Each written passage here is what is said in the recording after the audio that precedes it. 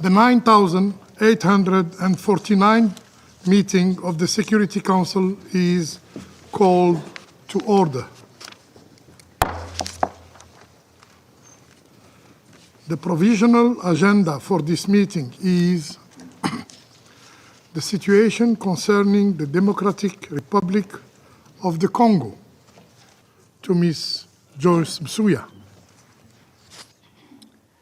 Mr. President, distinguished members of the Security Council, thank you for this opportunity to brief the Council on the humanitarian situation in the Democratic Republic of the Congo. Mr. President, the crisis in Eastern DRC is at a dangerous point. The situation is deteriorating rapidly, and if hostilities spill into Goma, a densely populated urban center, the impact on civilians could be devastating. More than 21 million people already need aid across the country, one of the highest numbers worldwide.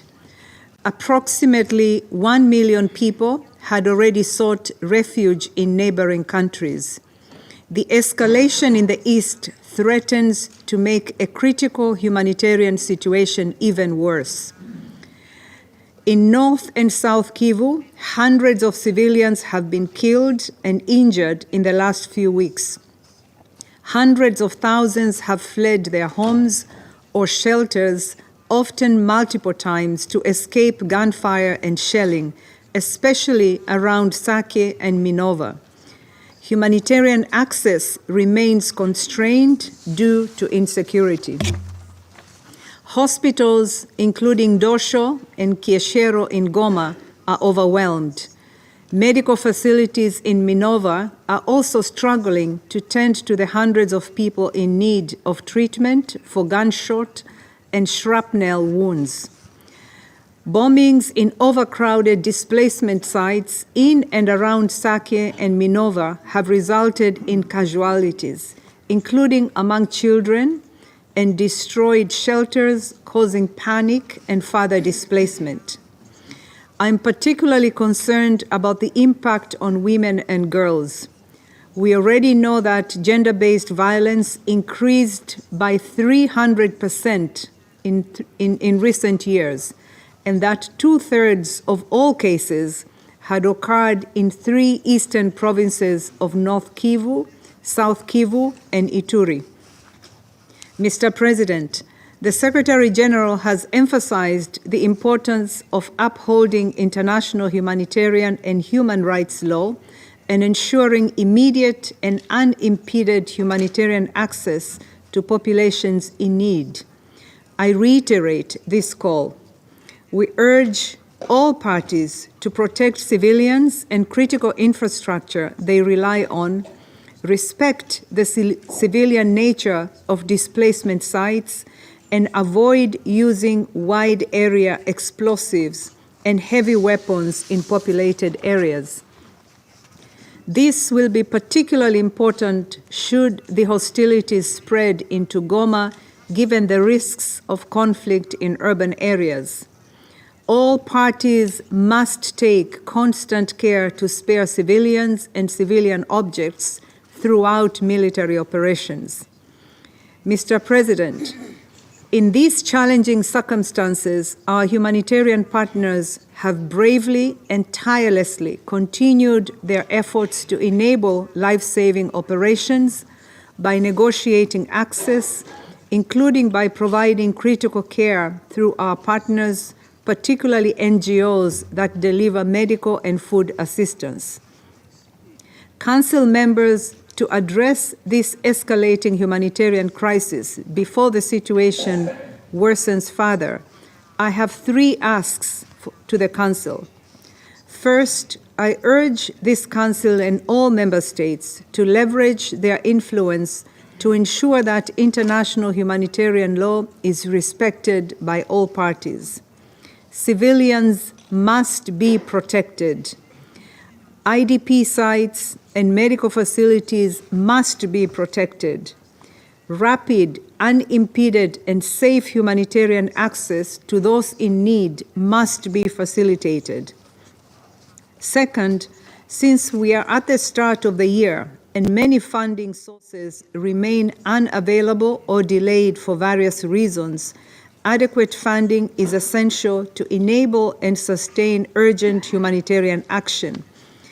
In light of the scale and severity of the current situation, we are allocating $17 million from the Central Emergency Response Fund for immediate life-saving interventions.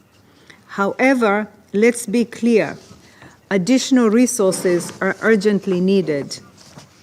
Third, I urge the Council and all member states to use their influence to end the hostilities. The scale of suffering in the DRC demands urgent attention. The plight of the country's women, men, and children cannot continue to go unnoticed. Thank you. Monsieur le Président, Mr. President, I'd like to begin by thanking the U.S. Chief for Peace Operations, the Special Representative of the Secretary General, and the Assistant Secretary General for Humanitarian Affairs. I welcome here the Minister of Foreign Affairs of the Democratic Republic of the Congo.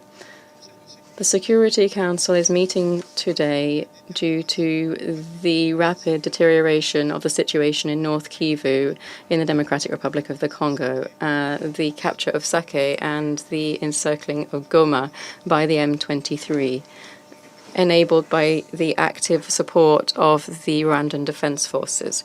The situation is serious, and this Council must take stock of it. France reaffirms its solidarity towards the Democratic Republic of the Congo and its unwavering commitment to its territorial integrity and sovereignty. We express our deep concern with regard to the dangerous escalation of the conflict in North Kivu around Goma, and we firmly condemn the ongoing offensive caused by the M23, actively supported by Rwanda. The presence in the DRC of foreign military forces against the will of the Congolese authorities is a clear violation of the United Nations Charter. This offensive, as well as the support to arms groups by all parties, causes a major risk to the protection of the civilian population and is contributing to the displacement of tens of thousands of civilians. The M23 son offensive cease its offensive and withdraw from the territory that it has taken control of. France urgently calls for a return of a ceasefire and a resumption of dialogue. There is no military outcome for this conflict.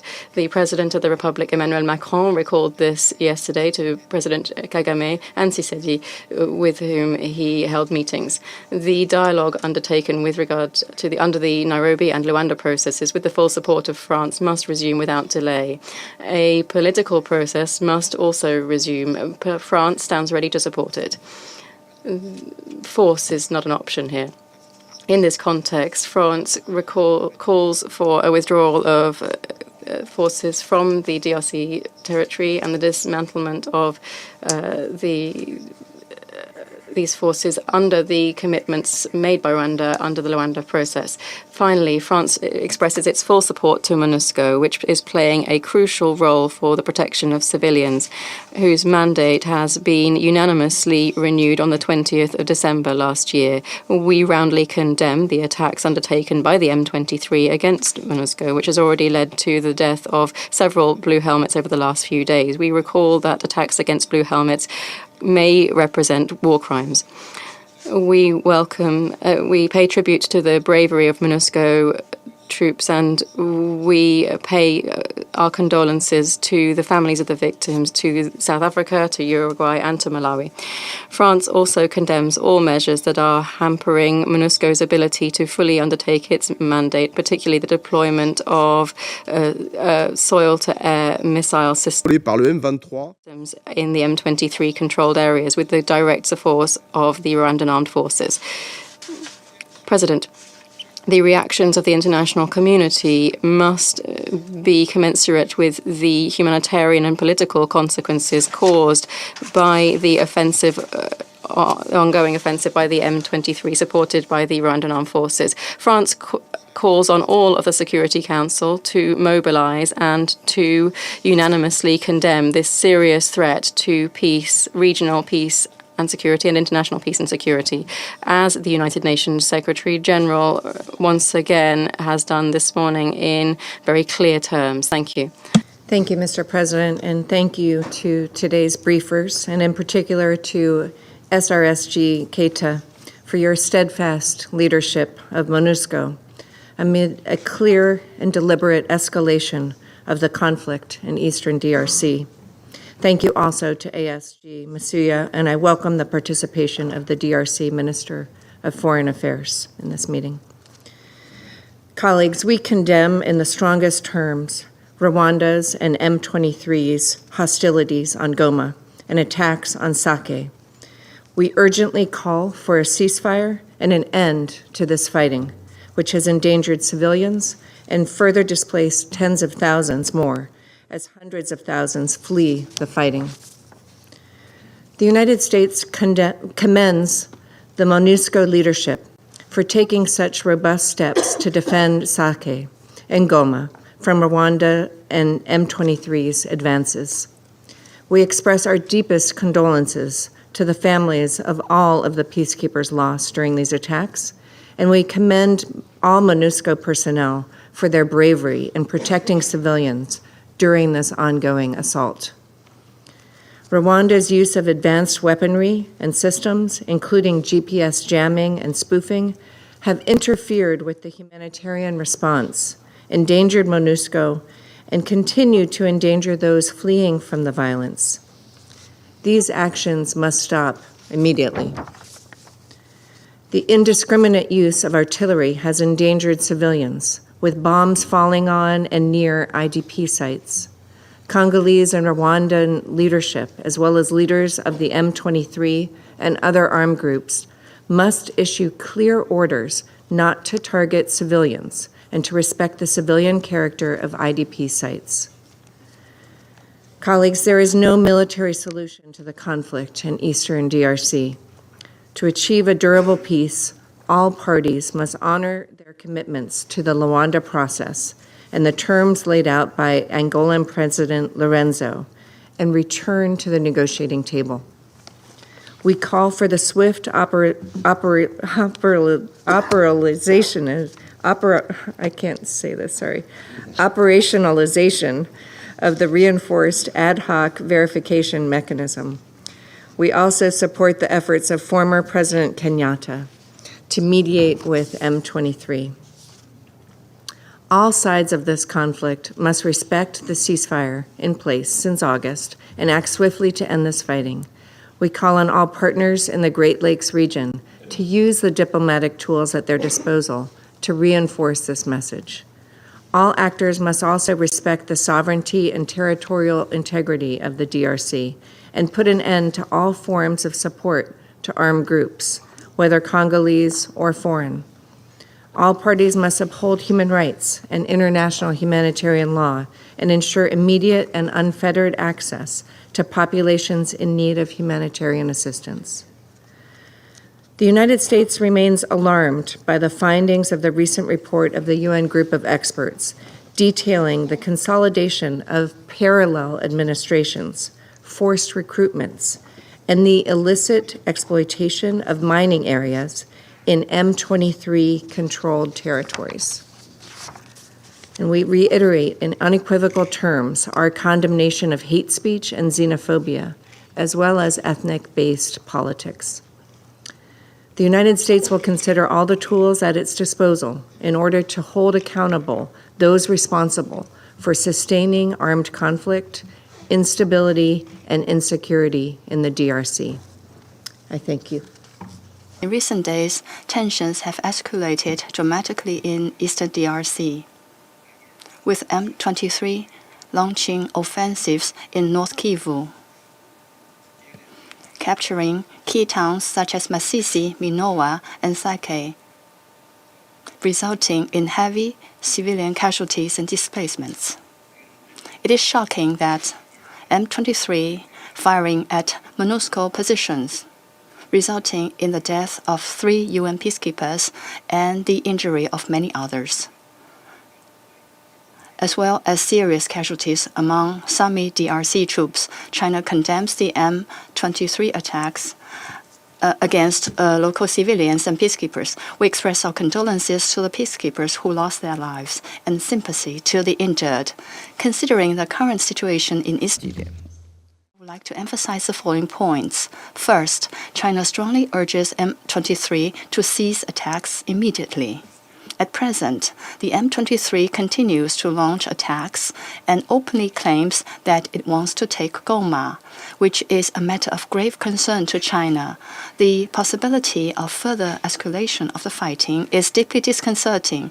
The relevant actions of M23 constitute a serious violation of the ceasefire agreement and jeopardize regional peace and stability. China calls on M23 to abide by the ceasefire agreement, stop resorting to force, withdraw from the territories it has taken, and return to the track of political settlement. All external forces should refrain from providing military support to the M23 and other armed groups to prevent further deterioration of the situation.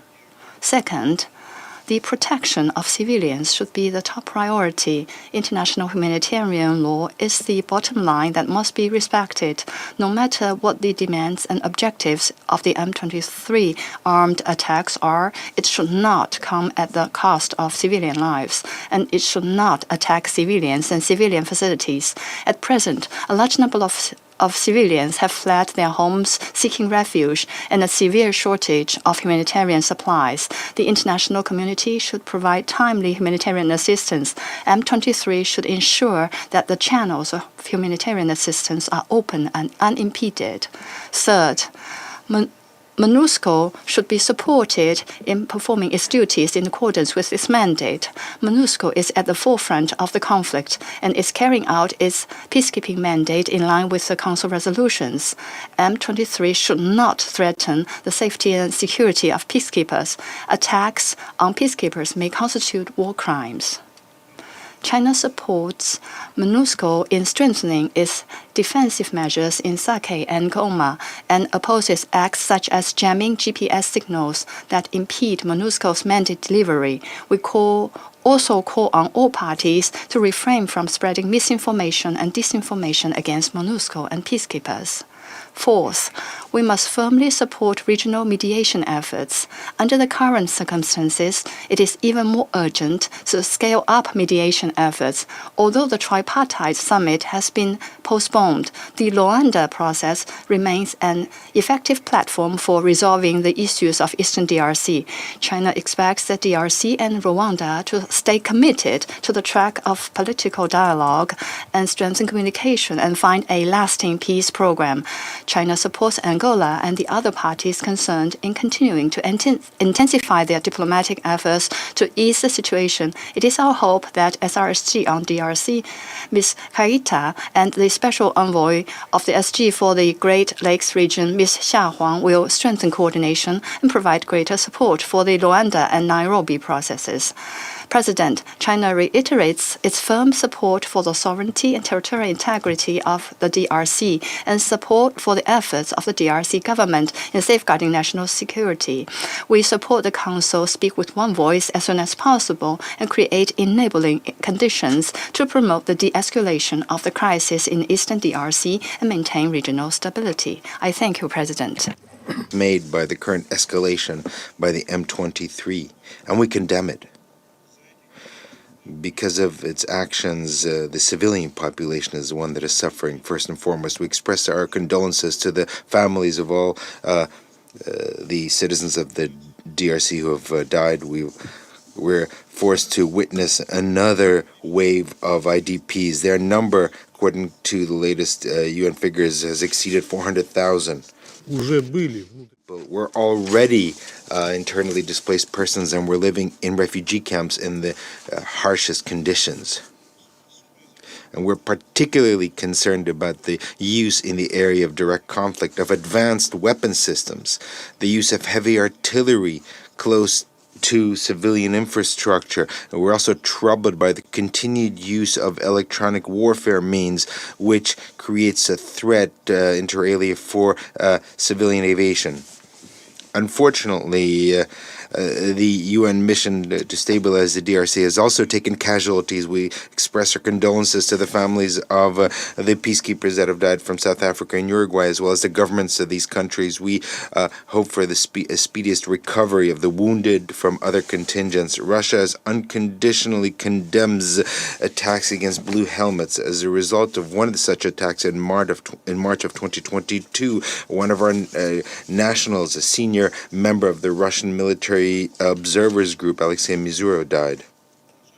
We express our support and gratitude to the UN mission to stabilize the DRC and its leadership and peacekeepers. We also express our deepest condolences to the families of the fighters of the Southern Africa Development Community in Malawi who were killed. Russia expresses solidarity with the governments of these countries and the contingents of this SADC. We hope for their quickest recovery. The current escalation after the breakdown of the Luanda summit at the end of last year is clear evidence of the price that has to be paid when political instruments do not function. We call for an immediate cessation of military activities and return of Rwanda and the DRC to the negotiating table with Angolan mediation, as well as the confirmation by the parties of their commitment to the mutual obligations in the framework of the Luanda process. At the same time, we'd like to underscore that real progress on the diplomatic track will only be possible after the end of relations of states with illegal armed groups. This applies first and foremost to M23 and the Force Démocratique for the Libération of Rwanda, FDLR. Whether the parameters of this process will be determined in the framework of relaunching of the Nairobi process or the result of other initiatives, that should be decided by Rwanda and the DRC. However, it is clear that this issue requires a comprehensive approach and certain flexibility by both sides. Without tackling it, it will not be possible to find a sustainable and viable formula for political resolution of the conflict, and this must be done immediately to avoid the worst. Mr. President, we should not forget that the central element of this crisis is the illegal exploitation of the Congolese natural resources. It's no secret for anyone that currently in the region rich in coltan of Rubaya, which is under the control of M23. Everyone also knows that other groups and external players are involved in this criminal business. We all know who they are. And they are enriching themselves by smuggling blood natural resources from the eastern part of the DRC.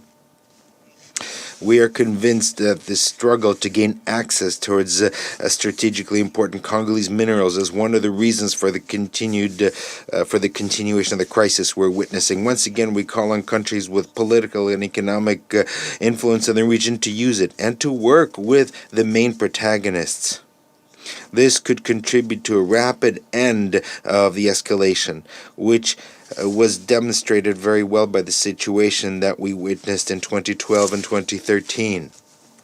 At the same time, together with other members of the Security Council, we will continue working on coordinating the appropriate reaction to these events, which are taking place in the east of the DRC. We hope that we will be able to find the right language that will contribute to ending the suffering of the civilian population and a return to negotiations.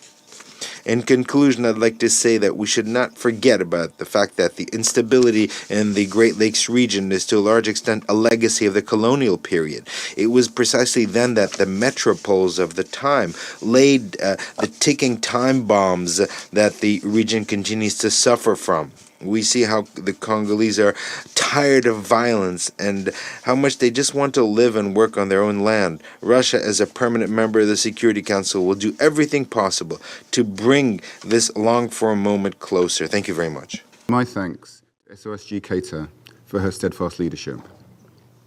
I welcome the participation of DRC Foreign Minister Wagner at our meeting, as well as the representatives of Rwanda, Angola, Uruguay, and South Africa.